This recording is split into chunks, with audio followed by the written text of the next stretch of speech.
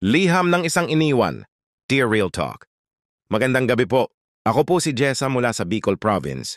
Matagal ko na pong gustong magsulat, pero ngayon ko lang talaga nakuhang ilabas lahat ng bigat sa dibdib ko. Nakilala ko si Mark noong college pa lang ako. Isa siyang transferee sa klase namin at sa unang linggo pa lang, naging magaan na agad ang loob ko sa kanya. Naging seatmate kami hanggang sa araw-araw na kaming magkasama. Hindi nagtagal, umamin siya na gusto niya ako. At doon nagsimula ang relasyon namin. DJ, masasabi kong iyon ang pinakamasayang panahon ng buhay ko.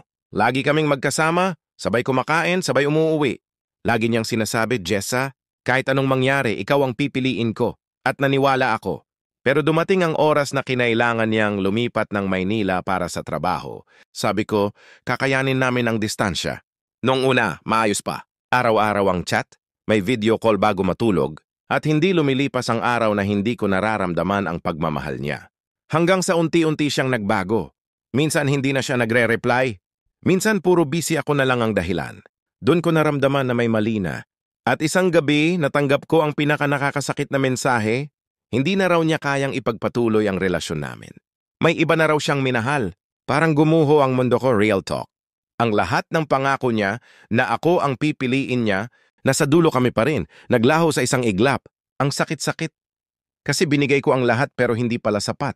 Ngayon, sinusubukan kong bumangon. Oo, umaasa pa rin minsan, pero mas pinipili kong tanggapin na baka hindi talaga siya ang para sa akin.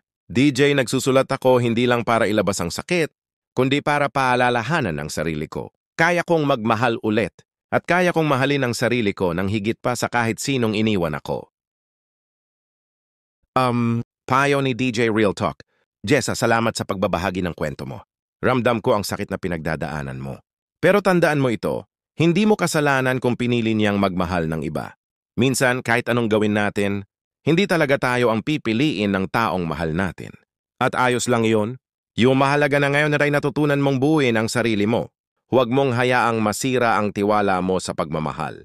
Sa tamang panahon, darating ang taong hindi ka iiwan, hindi ka papalitan at higit sa lahat, pipiliin ka araw-araw.